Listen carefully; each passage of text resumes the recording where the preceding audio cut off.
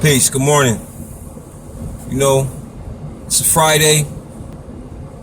I'm at work, sitting in the parking lot, and I was just thinking, man. You know what I'm saying? I'm just, going through a lot of thoughts right now as I sit here, and I'm saying to myself, "Are people in trouble, man?" What I mean by that is that we're in extreme trouble. If we're not being aware of what is happening around us at all times in our environment, outside of our environment, you know what I mean, in other places, in other locations, I want to let you know that everything that's going on right now is about you, about us. You understand? About us not getting to our best, about us not being able to reach our fullest potential. You know why?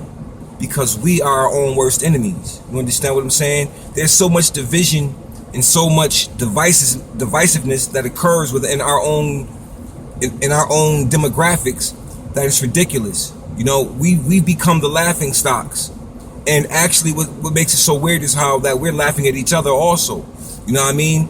And the funny thing is that many of us who want to change our condition, there's a high percentage of us who don't want to change our condition, who's actually fine with the condition that we're in, because somehow they may benefit from it or gain some type of little piece from it. But the situation is this: we're being laughed at. We're being laughed at. You know what I mean? We're not taking each other serious. And in the process, the whole world examines us, because even in our lowest state, we influence the whole planet. You understand what I'm saying? Everybody watches, quote unquote, the African American and what they do, how they act, and how we move. You understand? I can bear witness to this. I've been many places on the planet, and some of the first questions that I'm asked is about our people in America. You understand? In music and in fashion and culture and things like that. Imagine if we were in our highest state, how we could influence the planet. You understand what I'm saying? But we're not there. So as I sit back and I think about these things, I say to myself, what's going to happen to us within the next 200 to 300 years? Are we going to even be in existence? I made a statement a long time ago. I said that if we're not careful, we'll be exhibits in a museum. Somebody will be telling the story about the past of this particular group of people who couldn't get along, who couldn't exist with each other. You know what I'm saying? Who couldn't find a balance, who couldn't find a common cause to create a environment that their ancestors created. You know what I'm saying? We always speak about the greatness of our ancestors, but can we match the greatness? Because see, the reason our ancestors were great, they weren't worried about other outside forces or other things that would stop them from creating and bringing into existence that which they thought about. You see what I mean? Because everything is based on the thought process. You know what I mean? The highest form of magic, what you want to call magic of power, is mental. It's all trapped in the deepest recesses of your mind. You understand? Angels, all of those things are right here in you. You create the visions that you see, but that's a whole nother story.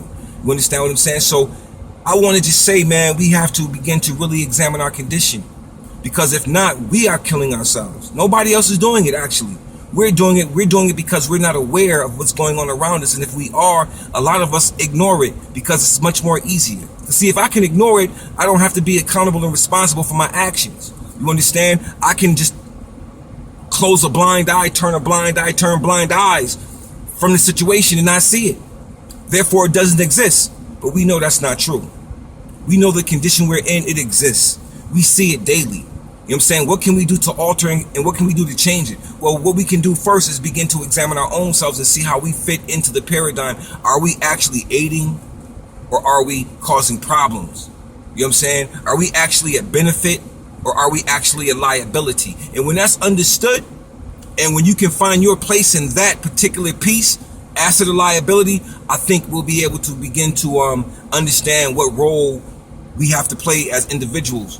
You know, each of us have a role to play. You understand what I'm saying? In order to make this work, each of us have a piece of the puzzle. But see, the puzzle is no good when the puzzle is broken apart. The puzzle is at its best when it's all put together, when every piece works, when every piece connects to the next piece. You understand? And it creates a holistic picture. That's what we need to do. Because right now, we don't have a holistic picture. We got pieces of a picture that's torn and ripped apart that we have to glue back together and piece back together. But we all have to come together to piece it together. You understand what I'm saying? And we all have to accept each other's way. I don't have to believe what you believe, but I have to respect and accept what you're saying. You understand what I'm saying? Because that's how we're going to gain respect from each other to create and fix and come together on a common cause. You know what I'm saying? And make things work.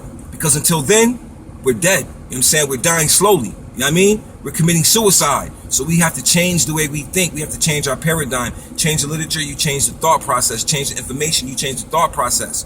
You understand? Examine yourself. Examine your surroundings. All right? On that note, I'm just going to say peace.